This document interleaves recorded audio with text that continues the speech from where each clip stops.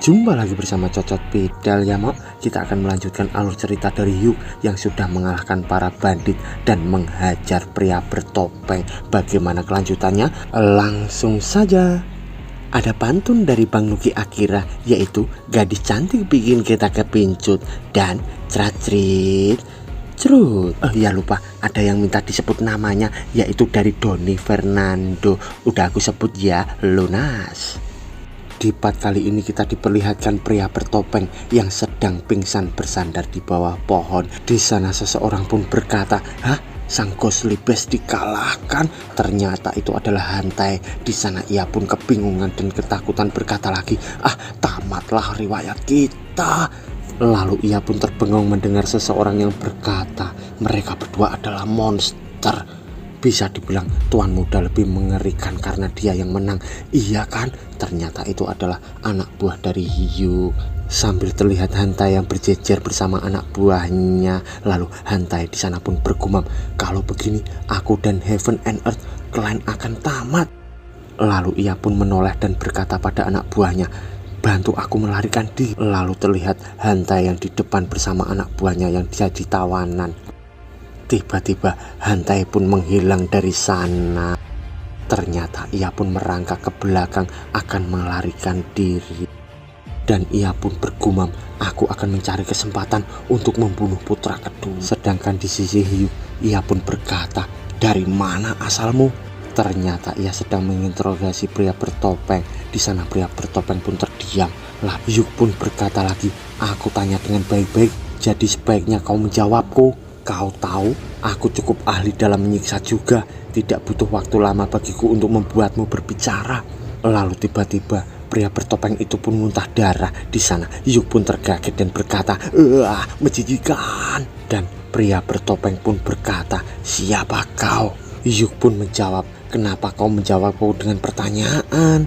Di sana pria bertopeng pun batuk-batuk sambil berkata, "Siapa kau?" Lalu Hyuk pun menjawab, brengsek, kau sangat keras kepala. Kau tidak bisa lihat, aku Namgong Hyuk, putra kedua dari keluarga Namgong." Pria bertopeng pun berkata, "Omong kosong, teknikmu bukanlah sesuatu yang bisa dikuasai oleh orang yang bahkan belum berusia 20 tahun.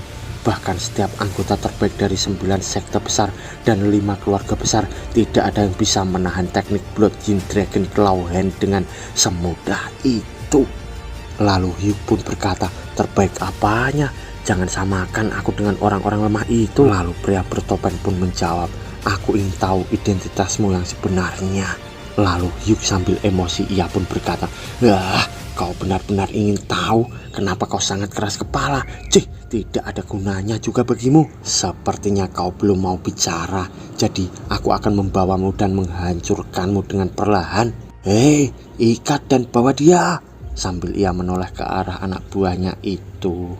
Lalu terlihat pria bertopeng yang bergumam, "Sudah kuduga dia menyembunyikan sesuatu." Sambil terlihat Hyuk di sana yang memegang pundaknya dan berkata, "Pundakku agak sakit." Lalu si besar pun membawa tali dan ia pun berkata, "Hei, bangun." Tapi tiba-tiba pria bertopeng itu di mulutnya terdapat pil dan ia pun bergumam, "Sial, sepertinya aku sudah tidak berguna lagi." Lalu pria bertopeng menggigit pil itu dan menelannya sambil melihat ke atas. Terlihat topengnya yang masih menghadap ke atas. Lalu tiba-tiba ada sebuah asap di topeng itu. Ternyata pria bertopeng pun mati dengan mengenaskan dengan mengeluarkan asap hitam. Di sana mereka semua pun terkejut dan berkata, "Apa ini?" Lalu Hyuk pun menoleh. Tiba-tiba ia pun berkata, "Mundur, itu racun." Sambil terlihat si besar yang menutup hidung dan mulutnya. Di sana pria bertopeng pun langsung terbakar. Dan topengnya yang terjatuh, ia pun terbakar hingga menyisakan tulangnya saja. Si besar pun berkata, yang tersisa hanya tulangnya." Lalu bos ketua pun menutup hidungnya sambil berkata, baunya busuk sekali." Dan si kuncir pun berkata juga, "Racun macam apa yang baunya seperti ini?" Lalu di sana Hyuk pun berkata, "Ini adalah racun peleleh daging. Racun itu bisa melelehkan daging sampai yang tersisa hanya tulangnya." Di sana anak buahnya pun terbengong dan bergumam, bagaimana bisa Tuan Muda tahu tentang hal itu? Sambil Hyuk yang menatap serius dan ia pun berpikir kenapa dia bertindak sejauh itu untuk menyembunyikan identitasnya. Lalu selang beberapa waktu kemudian terlihat gubuk para bandit itu. Di sana Hyuk pun duduk di atas batu sambil memandang kuda-kuda itu yang dikumpulkan oleh para anak buahnya. Lalu bos ketua pun datang sambil berkata, "Tuan, kami sudah merebut kembali kuda-kuda yang dicuri." Lalu Hyuk pun bertanya, "Ada berapa totalnya?" Bos ketua pun menjawab, "Kira-kira ada 100 ekor, Tuan." Hyuk di sana pun berkata, Tidak. Mungkin hanya ada 90 Sambil terlihat bos ketua yang terkejut karena dia yang menghitung kuda-kuda itu. Lalu Hyuk pun berkata, "Coba pikirkan, sudah sebulan sejak kuda-kuda itu dicuri. Bukankah harusnya ada sekitar 10 ekor yang mati atau kabur?"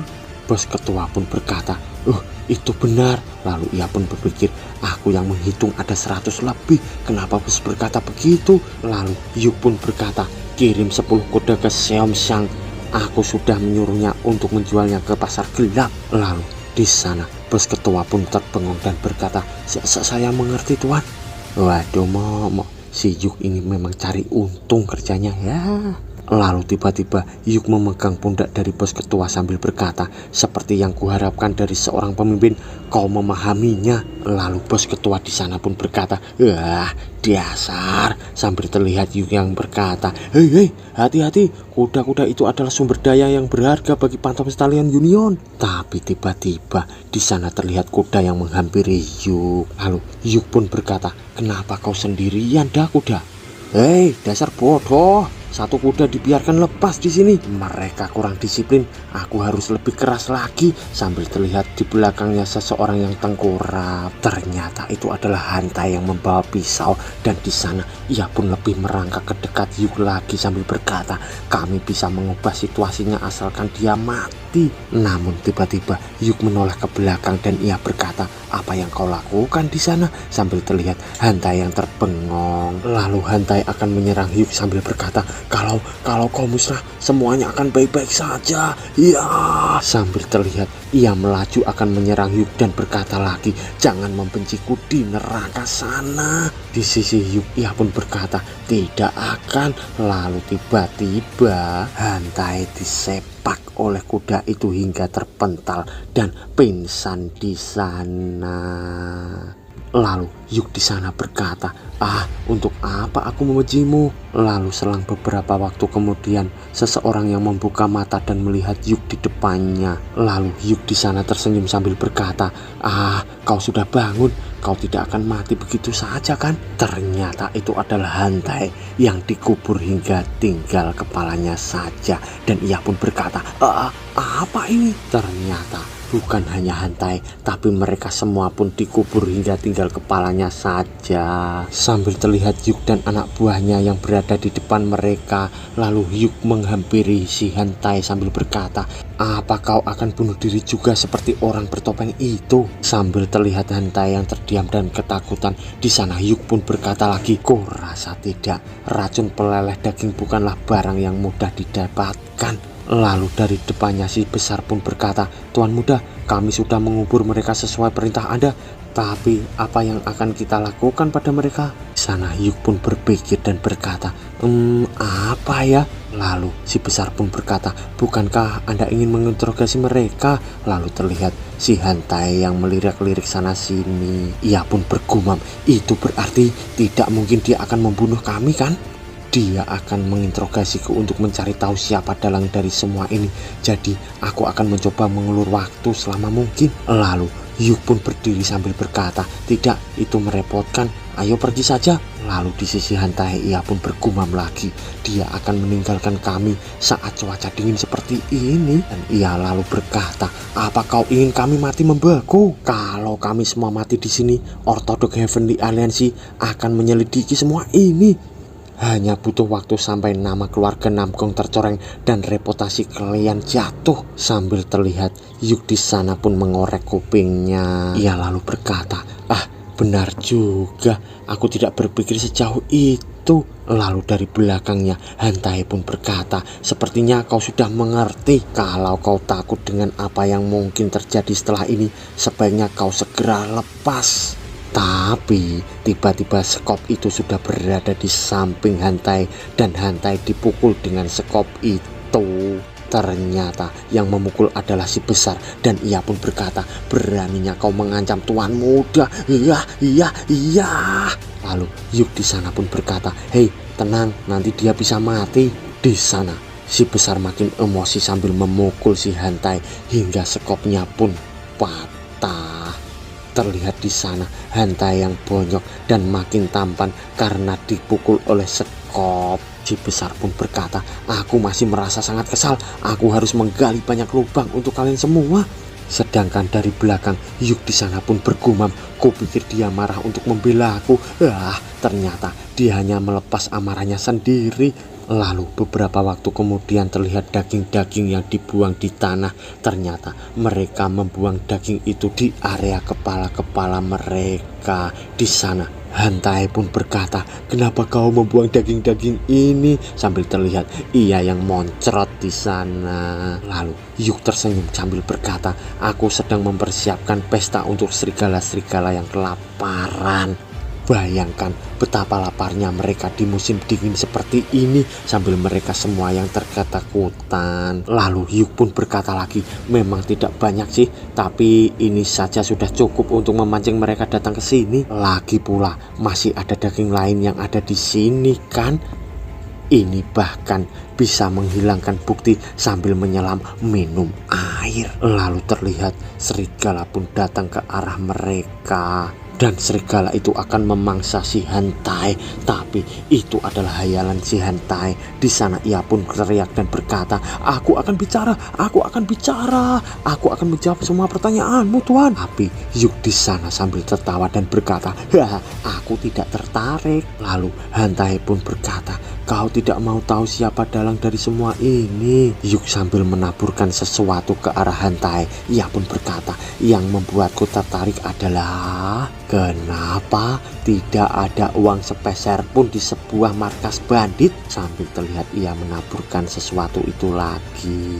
Lalu Hantai di sana pun menjawab, karena markas itu dibuat hanya untuk memancingmu. Lalu Hantai di sana pun bergumam, kenapa dia menaburkan garam padaku? Lalu Yuk pun menutup hidungnya sambil berkata, kalau dipikir lagi, para bandit yang berani macam-macam dan mencuri harta dari keluarga Namgong itu ternyata tidak ada apa-apanya. Menyedihkan sekali. Terlihat di sisi Hantai, ia pun terkejut dan ia pun bergumam, astaga, tujuannya selama ini hanyalah uang. Lalu Yuk pun berkata lagi, satu-satunya cara untuk mengisi kekosongan hatiku adalah dengan memberi makan para serigala di sini. Sepertinya bumbunya sudah cukup. Ternyata ia menaburi garam di sana untuk bumbu ya. Aduh si kopet. Lalu Yuk pun berkata lagi, kau adalah hidangan utama pada hari ini. Terlihat Hantai di sana yang berteriak ketakutan sambil berkata, aku salah, kami sudah memindahkan harta itu ke dalam gudang Clan Heaven and Earth. Lalu Yuk di sana pun berkata, sungguh? Hantai pun menjawab, tentu saja, kalau kau membiarkan kami hidup, kami akan memberikan kunci gudang padamu. Lalu Yuk pun berkata, itu hal terbaik yang ku dengar sepanjang hari ini. Lalu beberapa saat kemudian terlihat Mancu dan anak buahnya sedang berdiri di depan rumahnya. Lalu mereka berdua pun terkejut karena dari depannya terlihat gerombolan Yuk yang sudah datang. Lalu Mancu dengan senang menyambut mereka. Yuk di sana sedang berbicara pada Mancu dan anak buahnya sambil terlihat dari sana Hantai yang diikat dengan muka yang bonyok. Tapi tiba-tiba Mancu dan anak buahnya pun makin emosi, entah apa yang diceritakan oleh Yuk di sana. Lalu dengan cepat Mancu dan anak buahnya menginjak-injak Hantai di sana dengan beringas sampai terlihat Hantai yang terkapar bonyok lagi akibat ulah dari Mancu dan anak buahnya itu. Lalu beberapa saat kemudian terlihat Mancu di sana pun berkata, Anda seharusnya beristirahat lebih lama lagi. Maafkan aku tuan. Lalu Yuk pun menjawab, kau tahu aku cukup sibuk. Aku juga terlalu lama berada di luar kota. Lalu Mancu memberikan sebuah kantong dan ia pun berkata, ini tidak banyak tapi Anda bisa menggunakannya dalam keadaan darurat. Lalu Yuk pun menjawab, oh tidak perlu repot-repot, aku akan memberitahu pelayanan dan kesetiaanmu pada kepala keluarga. Waduh Mok tidak perlu repot-repot tapi malah memasukkannya langsung ke dalam baju. Di sana Mancu pun berkata, iya terima kasih banyak Tuan. Lalu Yuk di sana pun berbisik pada si bos ketua. Ia pun berkata, bagaimana dengan gudang klan Heaven and Earth? Bos ketua pun menjawab, kami sudah membawa semuanya tadi malam Tuan. Gudang itu penuh dengan patung emas dan perak. Dan bukan hanya itu, bahkan ada guci dan lukisan juga. Hartanya sangat banyak. Sambil terlihat Yuk yang mendengarkan, lalu dengan licik ia pun berkata, oh begitukah? Lalu ia pun bergumam, hehe, sepertinya uang yang kudapatkan dari menjual harta itu dan kuda-kuda akan sangat banyak. Untuk sementara aku tak perlu khawatir dengan biaya obat yang kubutuhkan. Lalu ia pun berteriak sambil berkata, selesaikan persiapannya, kita pulang sekarang. Lalu beberapa saat kemudian di keluarga Namgong terdengar suara yang berkata, hah? Yuk pulang? Lalu pengawal di sana pun berkata, ya beliau kembali dengan membawa kemenangan setelah menangkap para bandit itu Tuan. Lalu ayahnya tertawa sambil berkata, haha, aku selama ini sangat mengkhawatirkannya. Ini adalah berita yang sangat bagus. Lalu ia pun berkata lagi, kepribadian Hyuk belakangan menjadi sangat temperamen, tapi harus kuakui kemampuannya sangat hebat. Bukankah begitu Ryong? Sambil ia terlihat berkata pada anak pertamanya yaitu Namgong Reyong. Lalu ayah Hyuk pun pergi sambil berkata, ini bukan waktu yang tepat, aku harus menyambut kepulangan anak keduaku. Lalu tiba-tiba bos ketua menghadap sambil berkata, hormat kepada kepala keluarga. Lalu ayah Yuk pun berkata, aku menghargai usahamu ketua unit Thunder Dragon. Lalu tiba-tiba ayah Yuk jingak-jinguk di sana ke kiri dan ke kanan. Ia pun berkata, tapi di mana anakku? Bos ketua pun menjawab, beliau sedang ada urusan pribadi Tuan. Lalu ayah Yuk pun berkata, apa? Ada hal penting apa sampai dia melewatkan upacara penyambutannya? Kalau kulihat sepertinya banyak anggota unit yang menghilang juga ya. Bos ketua pun berkata, saya juga tidak begitu yakin. Lalu ia bergumam, tidak mungkin aku bilang bahwa mereka sedang mengurus barang curian kan? Lalu beberapa saat kemudian di tengah kota seseorang sedang memainkan kalkulator di sana. Ternyata itu adalah pedagang gelap dan ia terkejut karena melihat Yuk di depannya. Yuk pun berkata, hei, lama tidak bertemu. Lalu pedagang gelap itu pun menjawab, bukankah Anda harusnya sedang mengurus bandit-bandit itu di wilayah utara Tuan? Lalu Yuk pun menjawab, urusan itu sudah selesai. Hal itu sangat buruk untuk seorang pedagang gelap.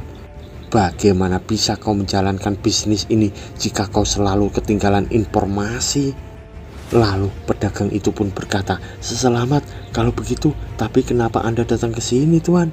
Lalu Yuk pun tersenyum sambil menjawab, untuk apa lagi? Sudah jelas untuk mencari informasi atau menjual barang curian, maksudku harta. Lalu beberapa saat kemudian terlihat anak buah dari Thunder Dragon yang datang membawa peti-peti di sana. Dan pedagang itu membuka salah satu peti dan ia berkata, apa ini? Wah, emas. Sambil ia terkejut di sana. Lalu Yuk di sana pun berkata, ada kunci dan lukisan.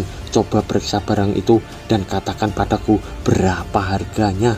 Lalu pedagang gelap itu pun berkata, padahal ada banyak pasar gelap lain di wilayah utara, kenapa Anda harus ke sini Tuan? Lalu Yuk di sana pun berkata, aku sudah langganan di sini.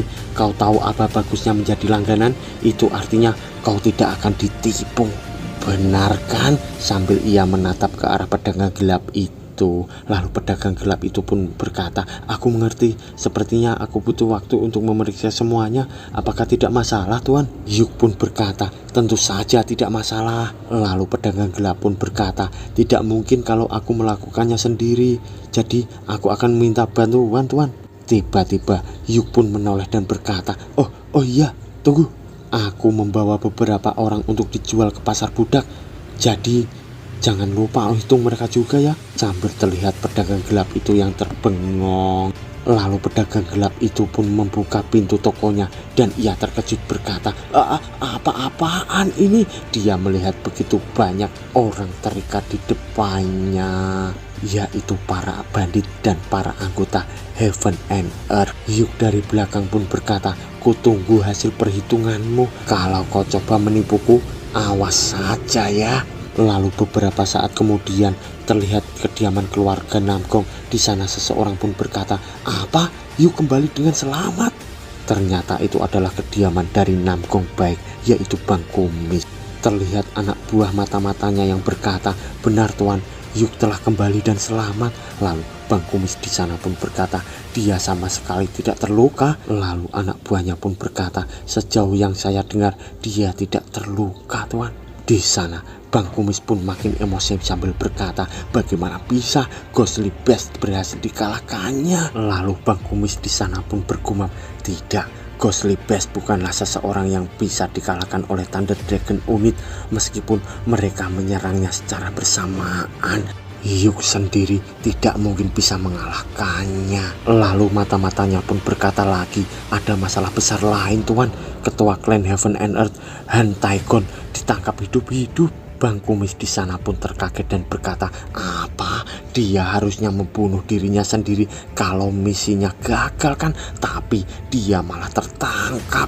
Lalu mata-matanya pun menjawab, "Apa yang harus kita lakukan padanya?" Di sana Bang Kumis pun berkata, "Akan jadi masalah besar kalau dia membuka mulut saat diinterogasi."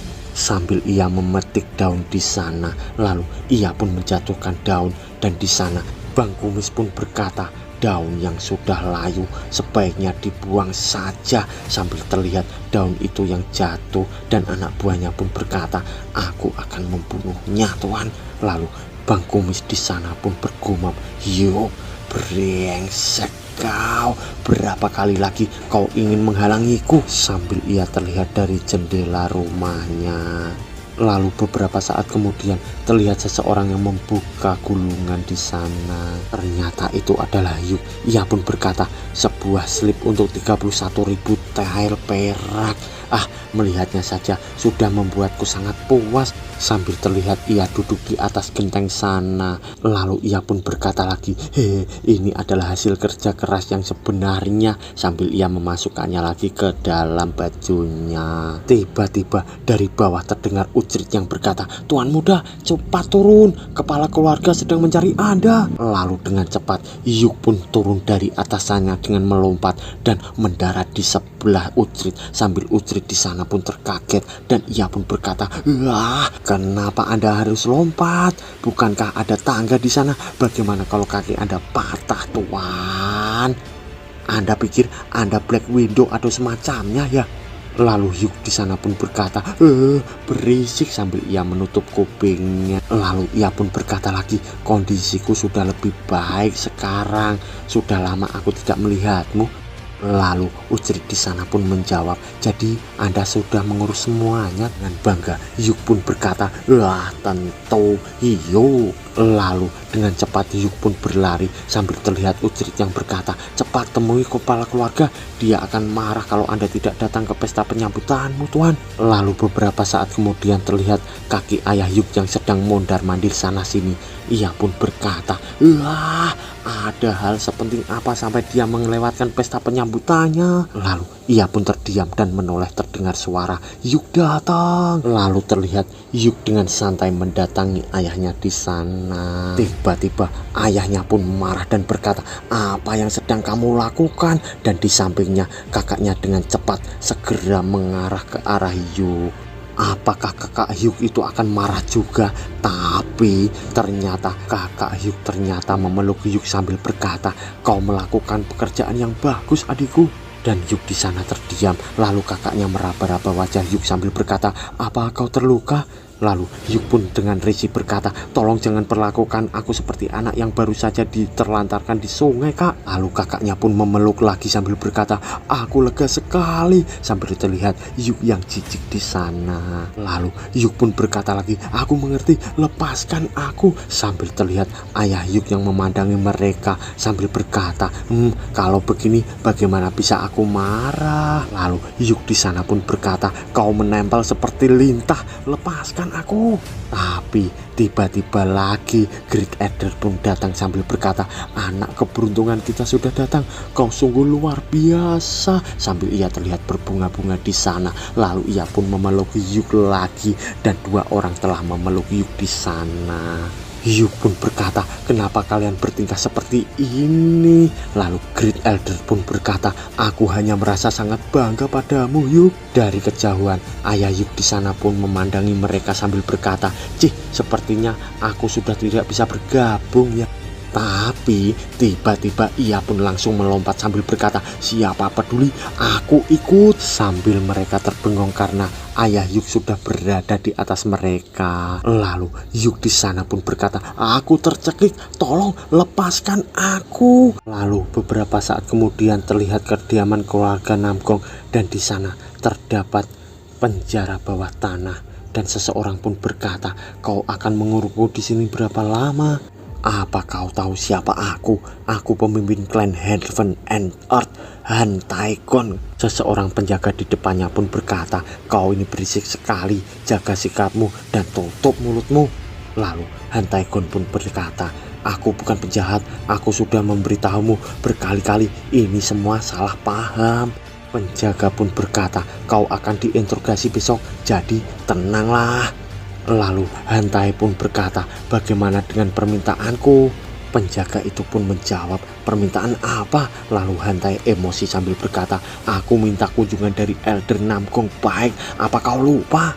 Lalu penjaga itu pun berkata, kau kira aku bisa mengabulkannya? Orang rendahan seperti kami bahkan tidak bisa bertemu dengan para petinggi tahu. Hantai di sana pun menjawab, kalau begitu beritahu bawahan Elder Namgong baik. Dia akan langsung datang bila tahu kalau pemimpin klan Heaven and Earth yang memintanya. Lalu penjaga itu pun berkata, ya, baiklah. Di sana Hantai pun emosi sambil berkata, jangan lakukan dengan terpaksa begitu. Lalu tiba-tiba terlihat seseorang yang datang dari pintu dan berkata, hei, kerja bagus. Dan penjaga di depan Hantai pun berkata, kau datang lebih awal, sambil ia pun bertanya-tanya. Lalu penjaga yang baru saja datang memberikan botol sambil berkata, minumlah dan beristirahatlah. Dan penjaga itu pun langsung pergi. Lalu penjaga yang baru saja datang ia pun menoleh ke arah Han Taekong. Di sana ia pun berkata, Anda sepertinya berada dalam situasi sulit, ketua klan H. Sambil terlihat Han Taehong yang terkejut di sana. Lalu ia pun berkata, apakah Elder Baek yang mengirimu? Penjaga itu pun menjawab, itu benar. Beliau sangat waspada karena banyak orang yang mengawasinya, jadi jangan khawatir. Di sana Hantai pun berkata, aku mengerti, jadi kapan Elder akan... Lalu penjaga itu membawakan ayam panggang dan ia pun berkata, beliau akan datang setelah tengah malam, makanlah dulu.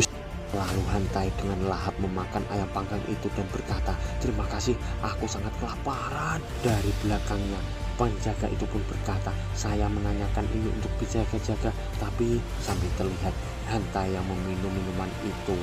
Penjaga itu pun berkata lagi, Anda tidak menceritakan siapapun tentang insiden ini kan? Lalu Hantai pun marah sambil berkata, beraninya kau, aku adalah ketua klan Heaven and Earth, aku tidak mengatakan apapun pada tuan muda.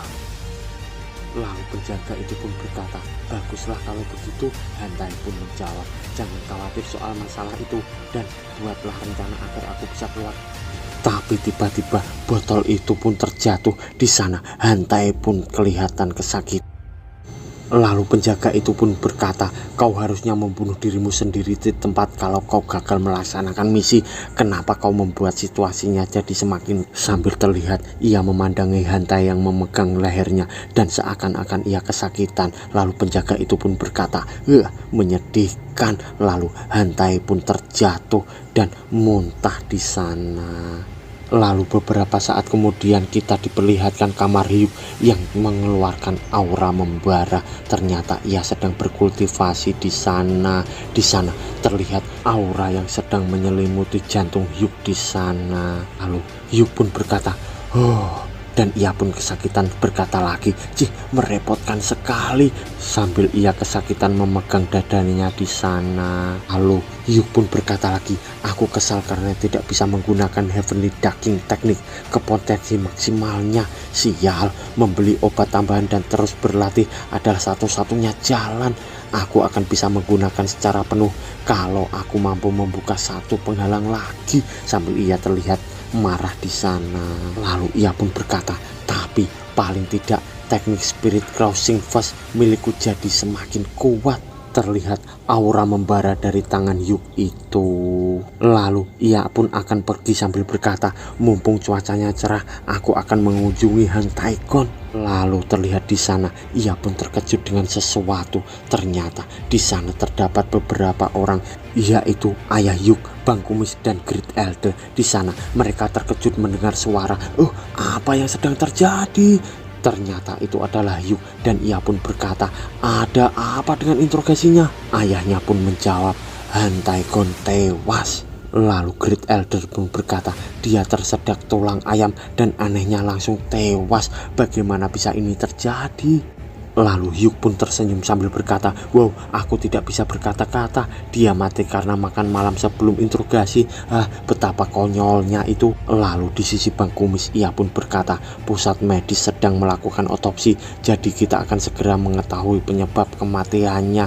Hyuk pun berkata, "Begitukah?" Lalu Bang Kumis pun menjawab, "Kenapa ekspresimu curiga seperti itu? Apa kau akan bilang bahwa ada orang yang meracuninya?" Lalu Hyuk pun berkata, diracun oleh orang dalam. Mungkin saja ada banyak racun yang tidak meninggalkan jejak, jadi itu masuk akal," sambil ia menatap ke arah Bang Kumis di sana. Lalu Bang Kumis pun bergumam, "Dasar brengsek, dia bicara seakan mengetahui semuanya." Lalu ayah Hyuk pun berkata, "Ayah melarangmu untuk mengambil kesimpulan terlebih dahulu sebelum hasil otopsi keluar. Interogasi akan ditunda, jadi kamu bisa kembali nanti." Dan Hyuk di sana pun berkata, Ya, aku mengerti." Lalu ia pun bergumam, "Mungkin lebih baik seperti ini. Dengan ini, fakta bahwa aku merampas seluruh hartanya juga tidak akan ketahuan. Hahaha."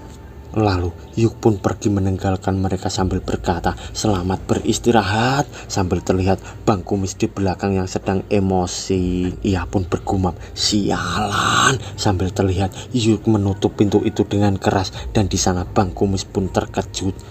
Lalu Bang Kumis di sana mengingat wajah Hyuk, dan ia pun berkata, matanya yang seakan-akan dia mengetahui semuanya membuatku tidak nyaman. Lalu terlihat Bang Kumis yang sedang berdiri di depan pintu itu. Lalu beberapa saat kemudian terlihat ia sedang berada di dalam rumahnya, dan dua orang anaknya pun berkata, "Ayah sudah kembali." Dan itu adalah si Jeong yang bonyok kemarin dan bersama adiknya So. Lalu di sana Bang Kumis pun duduk sambil berkata, "Apa tubuhmu baik-baik saja?" Lalu Jeong pun menjawab, "Aku sudah mulai berlatih beberapa hari yang lalu, ayah." Terlihat Jeong yang sudah tampan lagi. Bang Kumis di sana pun berkata, "Bagus, jangan tenggelam di masa lalu dan teruslah meningkatkan kemampuan bela dirimu. Ayah akan terus berusaha untuk mencarikan obat-obat yang kau butuhkan. Jangan lupa bahwa kamu memiliki bakat yang lebih hebat daripada si Hyuk yang brengsek itu." Lalu Jeong pun menjawab, "Aku akan mengingatnya, ayah." Lalu terlihat Soh yang mengambil buah di sana. Ia pun berkata, "Tapi kenapa ayah memanggil kami?" Lalu Bang Kumis pun bergumam, "Kalau mereka berdua tidak lebih kuat dari si brengsek itu, bagaimana bisa?" Lalu di sana Bang Kumis pun berkata, "Karena situasi di sini sangat tidak baik, sebaiknya jangan pergi kemana-mana dulu." Lalu di sana Jeong pun berkata, "Apa karena ketua klan Heaven and Earth yang tewas di penjara, ayah?" Lalu ayahnya pun menjawab, "Itu benar." Jeong pun berkata, "Aku mengerti." Tapi tiba-tiba Soh pun berkata, "Kenapa kita tidak boleh kemana-mana karena sebuah masalah sepele itu?" Bang Kumis pun berkata, "Apa maksudmu, Soh?" Lalu Soh pun marah sambil berkata, "Bukankah itu semua karena si brengsek Hyuk yang membawanya ke sini?" Yang menangkap harusnya bertanggung jawab atas tawanannya. Jadi kenapa kita yang tidak boleh kemana-mana, ayah? Lalu Jiang pun berkata, kau sedang bicara dengan ayah, tenanglah. Dan Soh pun menjawab, aku hanya merasa marah kakak. Lalu Jiang pun berkata lagi, tidakkah kau melihat kalau para elder menganggapnya sebagai pahlawan setelah mengalahkan bandit perendahan? Lalu terdengar Soh yang berbicara, pahlawan apanya? Aku bisa membasmi 10 markas bandit kalau aku membawa pasukanku sendiri. Sambil terlihat si Bang Kumis sedang membawa kunci di sana. Lalu ia pun melemparkannya ke arah samping Soh dan bersambung mok.